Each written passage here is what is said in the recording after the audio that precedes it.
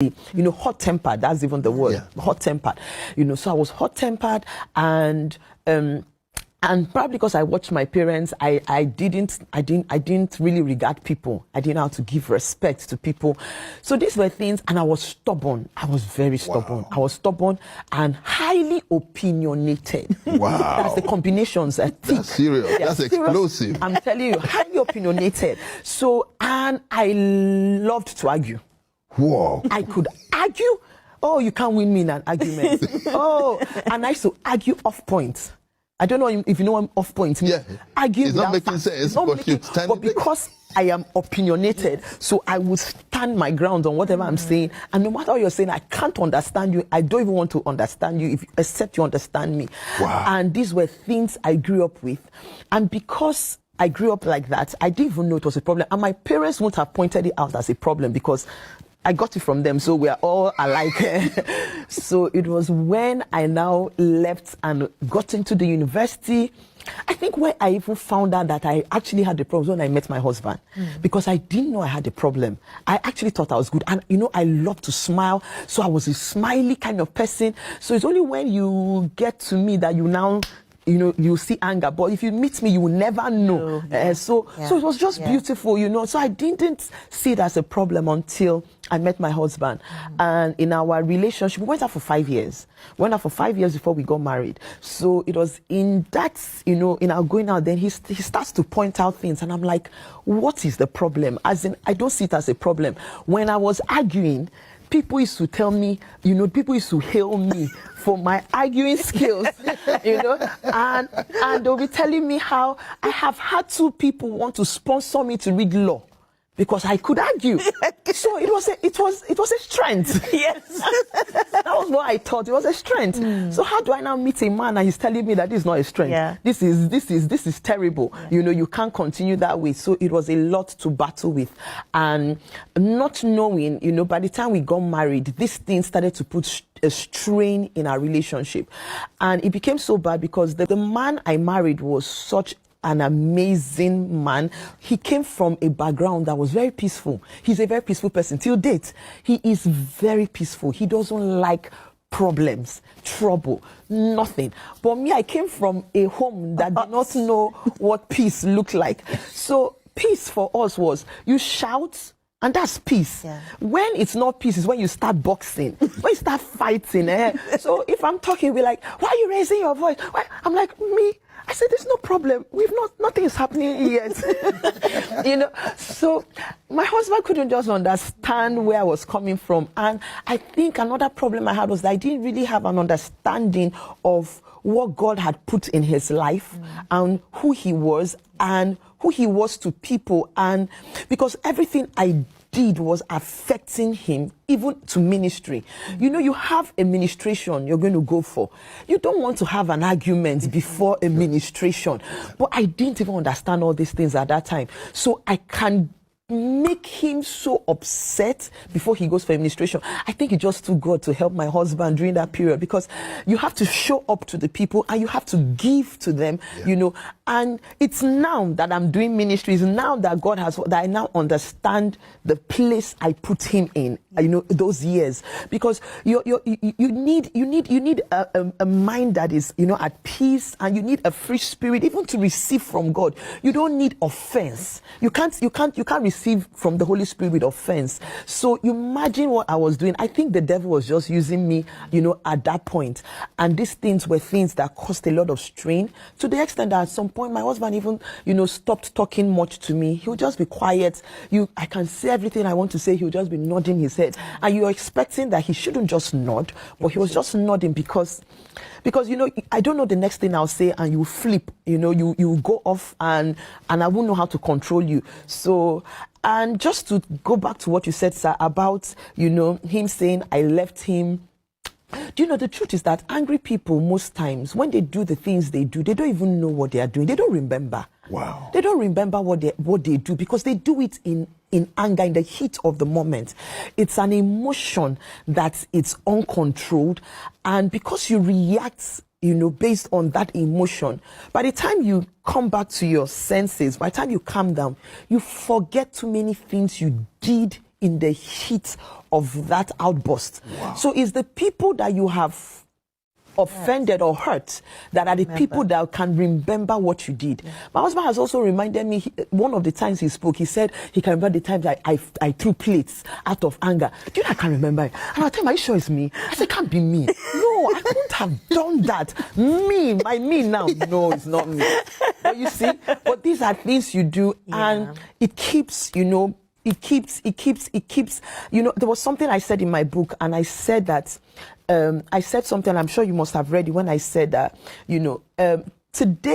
today marriages, what is breaking homes is not even, it's not as much as, those days where you say maybe it's infidelity. The things that are breaking homes today are these little things. They look little, but you see anger, you see whether it's being highly opinionated, disrespect, unforgiveness, assumptions. Yes, these things are eating into homes. Wow.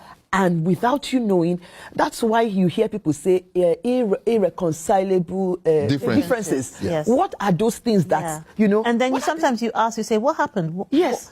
I don't even know what happened in our marriage, but we don't want to be married anymore. But they can't pinpoint exactly what it was, because it's those little things. Those little things. Wow. Those are those little foxes, Yes. They are the little foxes. And that's why this book is so timely, and it's so good we're talking about it today. Yeah. Praise the Lord. But thank God for your husband. He's so patient. Oh, God blessed me. Oh, God blessed he's me. very He patient. took a lot from me. Yes. There were days I'll bang the door at him. We'll be talking. And this is see, even you're the one that you say, you can't even imagine it. Yeah, because the reason I went was because when we married, we were not Christians. Yes. And because I've seen my father, the way he dealt with my mom. Yes. I knew she grew up in Europe, and European ladies have this attitude. When they get angry, bang the door. So I had to sit down with her and say, sis, whenever you get angry, don't bang the door. Just call me into a room quietly so we can talk. Yes. So I said, our children must never see us bang door or shout or fight. And we thank God, all these years, it never happened. She just called me in a room, we sit down, we talk. When we finish, and everything's okay, we're out, back to normal. I said, so don't bang door. So when you say you bang door, that's where I went, what? Because, that was it, because maybe we'll start talking, and at some point, I can't take it anymore. It's probably not going the way I want it to. That's what it is. So I'm like, you know what? Whatever wants to happen, let it happen. Yes. Wow. And I walk out, I bang the door, and he's there. And he won't chase me. He won't come after me. He won't raise his hands. He won't raise his voice. He will just stay there. Even, you know what he used to do those days? He would just cry. My husband would cry. Oh. I made him cry. Oh. Serious. It's when he starts to cry. And I realize, okay. It's really bad. It's bad. What you did is bad. Because when I'm doing these things, I don't even know Wow. that, I'm going too far. It's like you don't know where the boundary lines are anymore. Yeah. So it's only when you now see him, then I'm like, okay, oh, you've just gone, this, you shouldn't have gone this way. Then I start begging. I will kneel down and beg. I will start begging. And my husband always tell me then, I'm not a bulb, a light bulb that you switch on and off at, Days into our marriage and all that. And I was talking to my wife about something. My wife just clears the entire table. There were breakable plates and breakable cups on top of the kitchen and all that. And I was talking to her. She just used her hand like this, cleared all of them on the ground. Yes, serious clearing. Cleared all of them on the ground, and everything broke and all that. And I'm looking, I've never seen that type of thing before, because where I'm coming from, we're not used to it, and everything just broke like that. Oh, are you afraid for the story I'm telling? My wife hears it. When I tell it, she laughs. She even contributes. Oh yes, because right now she's okay. You understand what I'm saying? So she even contributes. And you know what? I thank God that I'm able to go through what I went through, because the Bible says so that but I must tell you, it was not funny. It's not the kind of thing that I said. I told the people who came on Wednesday, I was on the streets of London with my wife and went to shop, and that time, and by the time we were there, I said something to my wife, because I asked her, you should have told me you were going, and she said, that why am I saying that? Why am I doing this thing? And I thought it was a joke. My wife left me in the shop and went home. I don't live in London. I don't know my way around London. She left me inside the shop and went home. I have stayed there. I didn't know how to go. And I called a friend and I said, please, oh, I am here. Oh, I don't know how to. I'm calling my wife and my wife is not picking the phone. And her friend called my wife and asked her, and where are you? I was like, she's like, she's in the house. Is anything the problem? She said, well, you left your husband in the man. He said, that he will find his way and come back. Have I found before? I've never found my way to come back. And the truth of the matter was that was how she left me. Her friend had to be the one that would bring me back. And you can imagine that type of life.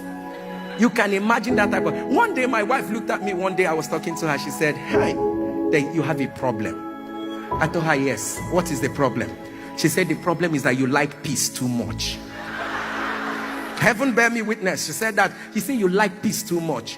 I said, I like peace too much. He said, yes, you like peace too much. I'm praying with my wife one day, and then we're praying.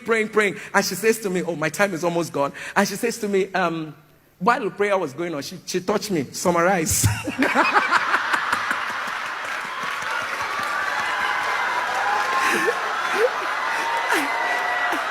And she told me, say, summarize.